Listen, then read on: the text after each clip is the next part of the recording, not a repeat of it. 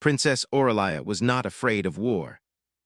She had seen explosions tear through the sky. She had watched enemy ships burn like falling stars.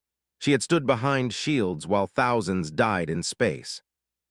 War was loud. War was deadly. But war made sense. What frightened her was something far stranger. Humans gave birth through pain. On her world, Vyark's life began inside crystal chambers. There was no blood, no screaming, no danger. Children were grown gently in warm light while their parents waited in peace. Birth was clean, perfect, controlled. But humans tore their own bodies open to create life. Aurelia had read the human reports many times. She had watched medical recordings in secret. The twisting bodies, the broken cries, the blood-soaked hands, the tiny life pulled from suffering. She did not understand how a species could survive something so cruel and still call it natural. She believed humans were reckless, primitive, weak, and then the war reached her world. The devourers came without mercy. Cities shattered, moons burned. Vyark's shields failed one by one. Even the royal fleet could not stop them. Aurelia's evacuation ship launched under heavy fire. She stood at the viewport, watching her planet collapse into smoke and flame. Then a blast struck the engines. The ship spiraled, metal screamed, the hull broke. Darkness swallowed her. She woke to fire and pain. The wreckage burned around her. The air was thick with smoke. Her royal armor was cracked. She could not feel her legs. And then she saw him. A human soldier. Blood covered his face. One of his arms hung broken at his side. His leg bent in a way that should not be possible, yet he was still moving. Still crawling. Still reaching for her. He saw her and froze for a second. His eyes widened at the sight of the alien princess trapped in the shattered cockpit. Then he did the impossible. He stood. With a scream of pain, the human soldier forced his broken body upright and began pulling metal away from her. Each movement tore fresh blood from his wounds. His hands slipped. His breathing turned into sharp, shaking gasps. Aurelia wanted to tell him to stop. But no sound came from her throat. At last, he pulled her free. The fire roared behind them. He lifted her into his arms and ran. Each step made his body jerk in agony. She could feel his heart slamming wildly against her chest. His sweat mixed with blood. His breath burned hot and uneven against her face. They reached safety just as the wreckage exploded. The human collapsed the moment he set her down. Unconscious, broken, alive. That was the first time Aurelia saw human strength up close. Not the strength of weapons. Not the strength of machines.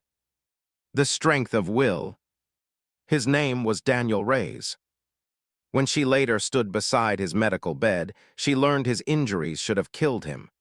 The doctors said he should not have been able to move, should not have been able to lift her. Yet he had. For her. The war ended days later. The devourers were pushed back by a joint fleet of humans and starving allies. Vyark's was saved, but barely.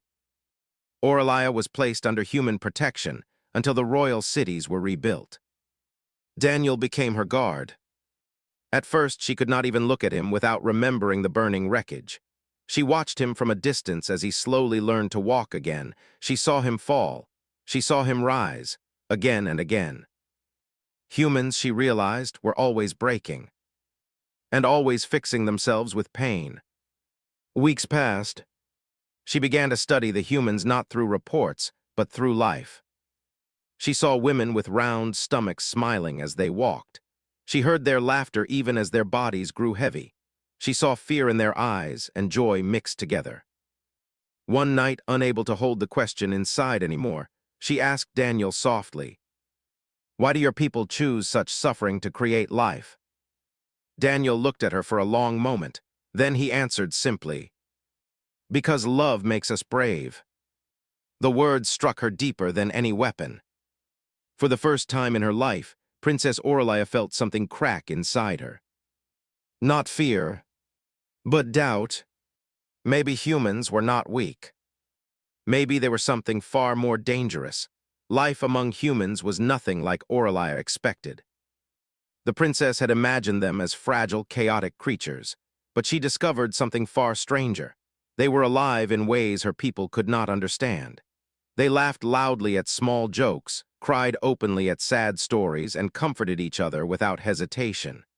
Their emotions were messy, unpredictable, and yet beautiful. Aurelia observed from the shadows at first. She watched human families in the streets of the rebuilt Vyerk's capital, seeing the connection between parents and children. A mother held her child close as they laughed, the child's small hand clutching her hair. The warmth in their eyes, the raw, human warmth, stung Aurelia's chest. It was something her people could not replicate. Vyerk's life was controlled, safe, and perfect, but it was cold. Then there was Daniel. He did not smile easily, but when he did, the world seemed to grow brighter. He was gentle when he treated the wounded. He was fierce when he fought. And he was always aware of Aurelia, watching her silently from a distance, guarding her without expecting praise. He never treated her like royalty. He treated her like someone worth protecting because of who she was, not what she was. Aurelia began to ask questions she had never dared to ask before. "How do you survive so much pain?" she asked him one night as they walked through a quiet, ruined garden. The twin moons of Vyerks hung low in the sky, their pale light reflecting in her wide, anxious eyes. "Your people, they take risks. They hurt themselves, they lose everything, and yet they continue." Daniel looked at her, his scarred face illuminated by the moonlight. "Because we have reasons," he said softly. "Love, hope, the people who mean everything to us. We survive because we have to, because we care." She frowned. "But why? Pain does not create strength. On Vyerks we grow strong in safety. There is no suffering. We have no reason to fight for life. It is given to us." Daniel shook his head. "Strength isn't given, it's chosen. Humans fight for every breath, every life, every moment. And sometimes the ones who survive the most pain become the ones worth remembering." Aurelia did not understand entirely, but she felt it in her chest. The slow, strange pull of respect, then trust, then something more. She began to follow him during his duties, standing beside him as he treated wounded soldiers, talking quietly with families who had lost everything. She saw him risk his life repeatedly, not for orders, not for fame, but because he could not ignore suffering. One day she witnessed a young human mother in labor. The pain on her face, the sound of her cries, the way her body struggled against itself, Aurelia felt a cold shiver of horror. She had read about human birth, but seeing it was unbearable. She turned away, covering her eyes, unable to breathe. Daniel's hand rested lightly on her shoulder. "Look," he said softly, "it is terrifying, but look what she creates." A tiny, screaming baby emerged into the world, and Aurelia realized in that moment that she had never seen such bravery. A human could give life through suffering, and the result was more beautiful than anything she had ever imagined. That night Aurelia could not sleep. Her thoughts circled endlessly around humans and their strength. She thought about her people, their perfect chambers, their quiet births. She thought about the fear she had always carried inside her, the fear of pain and weakness. And slowly she understood. Humans were not fragile. They were something else entirely, something more. She looked at Daniel, asleep beside her, and felt a strange heat in her chest. She realized she trusted him completely. She realized she wanted to be near him, not because he was a soldier, not because he had saved her life, but because he showed her a world she had never known.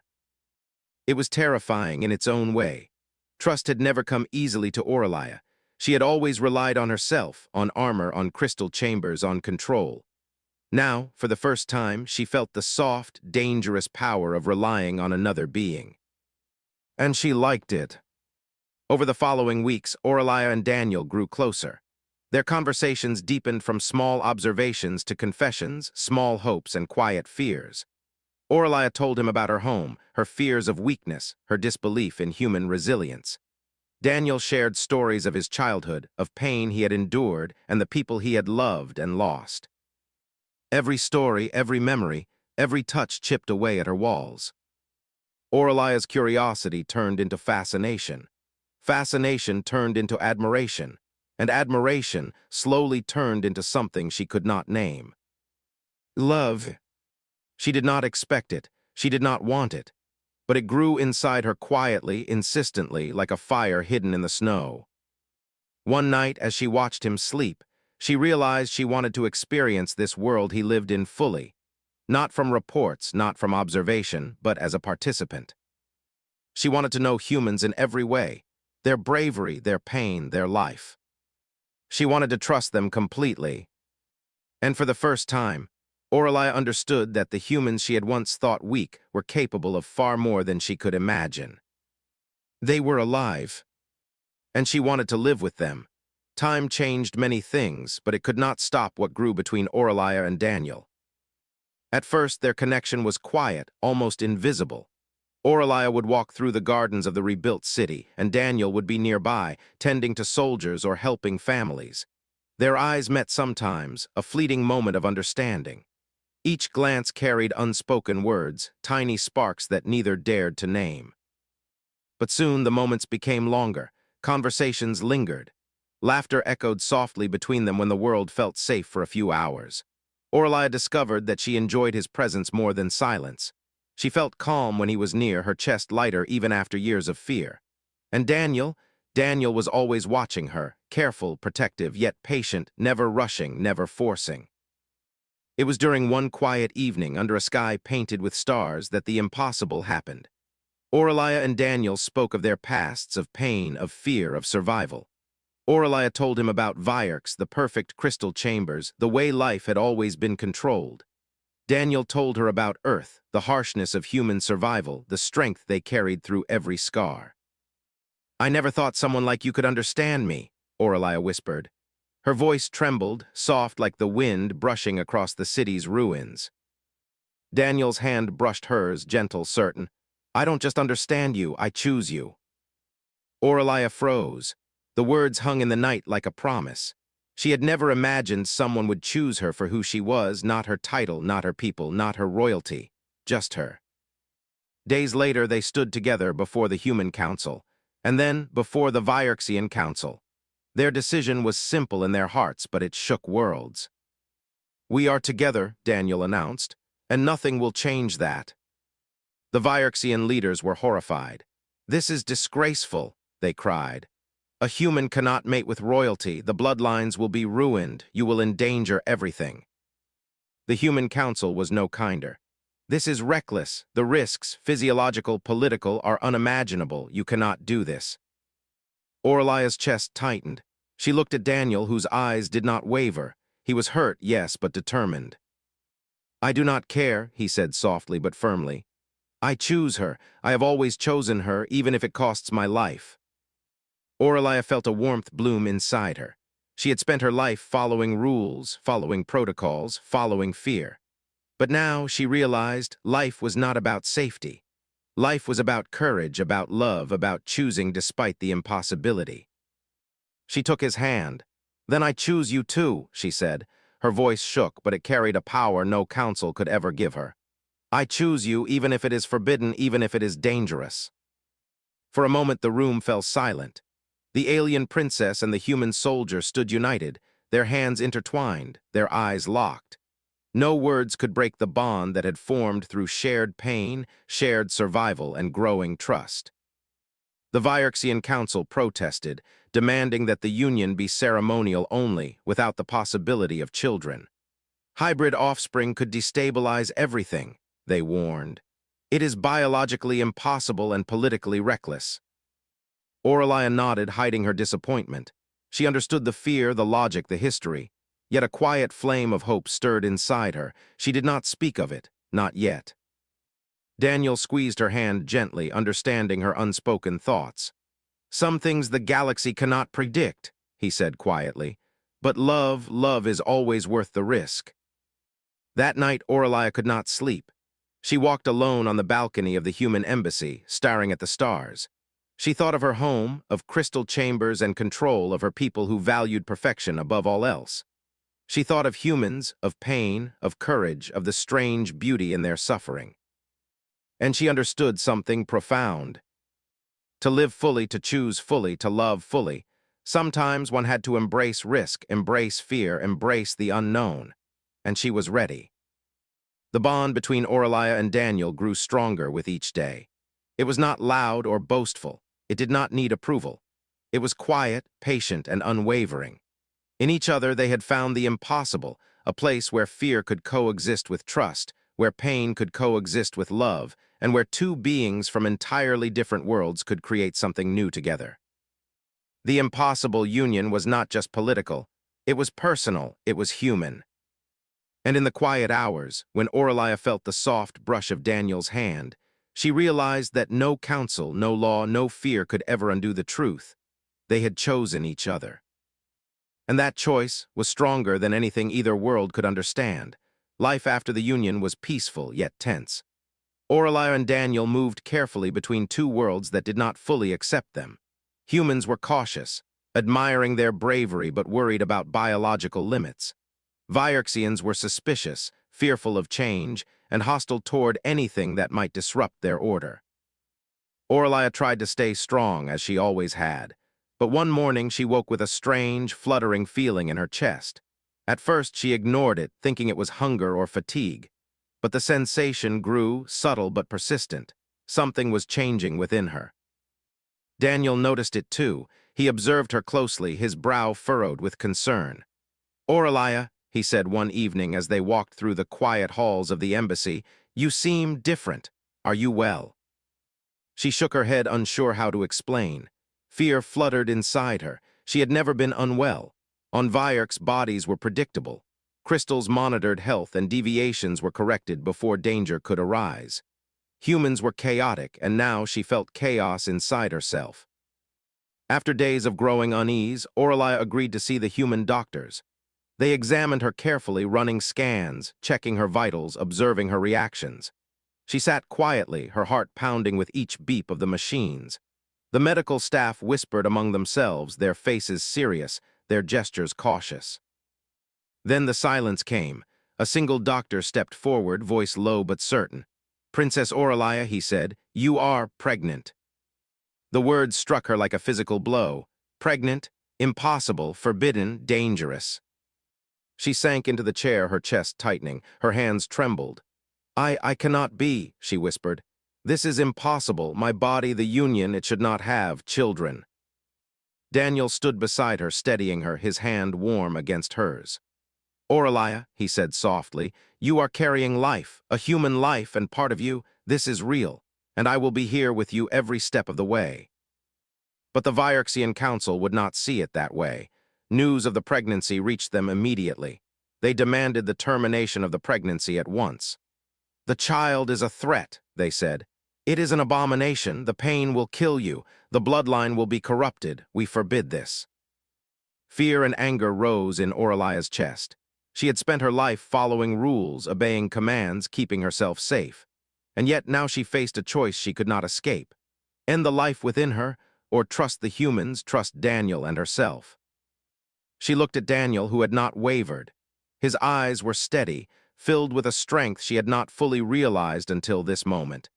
He had risked his life for her before, and he would risk it again, without hesitation. "We will face this together," he said, squeezing her hand.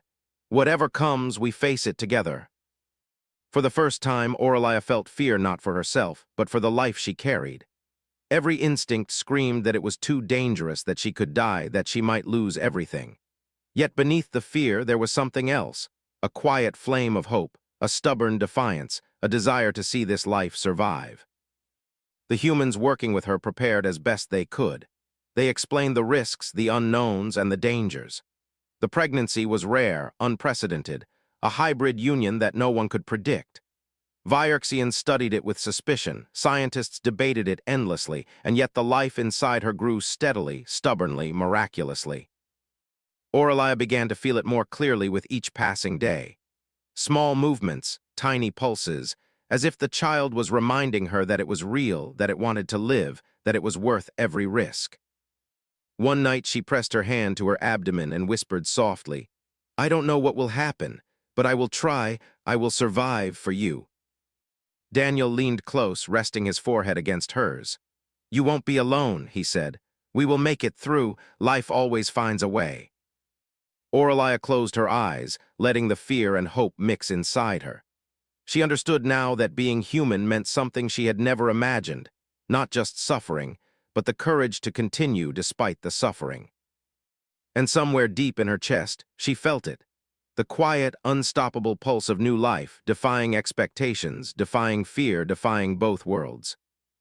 The conflict had only begun, but Oralia was ready. She would not hide, she would not run. She would face it as humans always did, with courage, with love, and with hope. The morning came quietly, but the moment she felt it, Oralia knew it had begun. Pain, unlike anything she had ever experienced, tore through her body. It was sharp, relentless, and all-consuming. She gritted her teeth, gripping the edge of the bed, trying to breathe through it, but every breath felt like fire. Her muscles screamed, her back throbbed, and fear threatened to overwhelm her. Daniel was at her side instantly. He held her hand, his thumb stroking her palm in a steady rhythm. His eyes were filled with worry, but also with a determination that made her heart ache with both fear and love. "You can do this," he whispered. "I'm here. Every second I'm here." Oralia shook her head. I can't," she gasped. "It's too much. I'm breaking. I can't survive this." Daniel leaned closer, pressing his forehead to hers. "Yes, you can," he said firmly, his voice steady. "You've survived wars. You've survived the impossible. This is no different. You are stronger than any council, any law, any fear. You are stronger than pain itself." She closed her eyes, letting his words sink in, feeling the warmth of his hand anchoring her to the world. The contractions came again, harder, sharper, relentless. Each one brought tears to her eyes, each one made her want to give up. But Daniel's presence reminded her why she could not. She was not just surviving for herself, she was carrying life, a new life, fragile and miraculous. Hours passed, time became meaningless. The pain ebbed and flowed like a storm, fierce and uncontrollable. Oralia cried out, a sound that was both agony and strength, raw and unfiltered. Daniel never left her side. He whispered encouragements, stroked her hair, wiped her tears, and reminded her with every touch that she was not alone. And then the fear came, the sudden panic that something could go wrong, that she might not make it, that the life she carried could be lost. Her chest tightened, her vision blurred, and she felt herself trembling. Daniel held her tightly. "Listen to me, Oralia," he said, his voice strong even as his own eyes were wet. "You are bringing life into this world. The universe itself could not stop you. You are brave, you are strong, and you will survive this, I promise you." She focused on his words, repeating them in her mind like a mantra. Slowly, painfully, she found the courage to continue. Each contraction became a battle, each breath a victory. And then, as the sun rose higher in the sky, she felt a sudden, miraculous shift. The storm of pain reached its peak, and then with one final effort, life entered the world. A cry shattered the quiet room, weak, trembling, but alive. Oralia opened her eyes to see the tiny, perfect face of her child. Blood, sweat, and tears covered her body, but she did not care. The child was alive. The impossible had happened. Daniel was crying openly now, holding the newborn carefully, looking at Oralia with awe and love. "You did it," he whispered. "You survived, you gave life, you are incredible." Oralia's chest heaved, exhausted yet full. She reached for her child, touching the soft skin with trembling fingers, feeling the warmth and the pulse of life. The pain was still there, lingering like a shadow, but it was nothing compared to this, the overwhelming, unstoppable joy of creation. She realized fully and completely what humans endured. Not just birth, not just pain, but the courage to embrace suffering for something greater than oneself. The act of giving life was terrifying. It was raw, it was bloody, and it was beautiful. Tears streamed down Oralia's face as she whispered to the child, "You are my heart, my strength, my hope." Daniel pressed his lips to her temple. "You have given the galaxy a reminder," he said softly. "Humans endure, humans fight, humans love, and that makes them stronger than anything else." For the first time, Oralia did not fear human reproduction. She had felt it, survived it, and emerged from it not broken, but transformed. She understood that the pain, the struggle, the rawness of it all was what made life precious, what made humans extraordinary. In that room filled with blood and sweat and new life, Oralia realized something that no report, no counsel, no crystal chamber could ever teach her. Bravery was not the absence of fear or pain. Bravery was enduring it. And love made every second of suffering worth it. And as she held her child close, feeling its heartbeat against her own, Aurelia knew she would never see humans as weak again. She had lived their truth, and she had survived it. The news spread quickly across Vierks and the surrounding worlds. The princess had given birth, not in a crystal chamber, not through perfect science, but through her own body, in the way humans had always done it, through pain, courage, and love. The Vierksian Council was horrified. Their chambers had been the pinnacle of safety, control, and order. Nothing like this had ever occurred before. They summoned Aurelia to the capital immediately. Their halls, usually glittering and proud, felt cold and judgmental as she walked through them, holding her child close. "Princess Aurelia," the council began, their voices sharp and accusing, This is unacceptable. You risked your life. You endangered your people. And what is this?" One elder gestured at the baby in her arms. "This hybrid, it should not exist." Aurelia stood tall, though her body was still sore from labor. She looked at the council, her eyes steady. "It does exist," she said quietly yet firmly. "And it is alive, and it is more than a hybrid, it is proof." The council murmured among themselves. "Proof of what?" one demanded. "Proof that life cannot always be controlled," Aurelia said, feeling warmth in her chest as her child squirmed and cooed. "Proof that bravery is not in avoiding pain, but in surviving it. Humans endure suffering because they love, and that love is stronger than any chamber, any law, any fear." There was a long silence. No one knew how to respond. They had studied humans for decades, considered them weak, inefficient, unpredictable. And yet here was undeniable evidence. A human way of giving life, terrifying and raw, and yet miraculous. Daniel stepped forward, placing a protective hand on Aurelia's shoulder. "Your councils have rules," he said calmly. "But courage does not follow rules. Life does not follow rules. What she has done, what humans have always done, is the bravest act any species can take." Slowly, some Vierksian scientists began to step forward. They examined the baby carefully, observing its vital signs, its strength, its miraculous resilience. They whispered among themselves, astonished that the hybrid lived without the advanced technology they had always believed necessary. Aurelia watched them, her heart swelling. She felt the pain of labor fade, replaced by something greater. The bond she shared with her child, with Daniel, was stronger than fear, stronger than doubt. She realized something profound. Survival, life, and love were not about avoiding pain. They were about facing it and continuing anyway. The council could not argue with the child's heartbeat. They could not deny the determination that had brought it into the world. Slowly, grudgingly, they stepped back. Some elders still scowled, but even they could not ignore the truth that Aurelia had proven. Humans were extraordinary. Word spread beyond Vierks. Other alien worlds began to take note.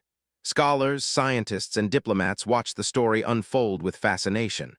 The human way of giving life, painful, chaotic, dangerous, was no longer a weakness. It was a strength. It was proof that humans survived not because of their technology, not because of perfect planning, but because of courage, willpower, and love. Aurelia recovered slowly, her body still healing but her spirit stronger than ever. She spent hours holding her child, whispering softly, marveling at the tiny miracle she had helped bring into the world. Daniel never left her side, helping with every need, sharing every joy, every fear, every awe-filled moment. One evening she looked down at her child and whispered softly, "I once thought human reproduction was terrifying, impossible, weak. But now I see it for what it really is. Strength, bravery, love." Daniel smiled, brushing a soft strand of hair from her face. "You understand now, and the galaxy will too, because the truth of humanity cannot be hidden. It survives through everything, even the hardest trials." Aurelia nodded. She felt the weight of her title, her duty, but it no longer terrified her. She had faced pain, she had given life, and she had emerged stronger. She understood that strength was not about avoiding danger. It was about enduring it, embracing it, and rising above it. From that day on, the story of Aurelia's child spread across the stars. Aliens who had once mocked human fragility began to study their endurance. Humans were no longer underestimated. They were admired not for weapons, not for machines, but for something far older and stronger, their courage, their love, their resilience. And Oralia was no longer just a princess. She was a mother. She was a survivor. She was a bridge between worlds. She had faced the impossible and proved to herself and the galaxy that humanity was extraordinary. And far across the stars, the universe learned one simple, undeniable truth. Life born through love and endured through pain was the strongest force in existence.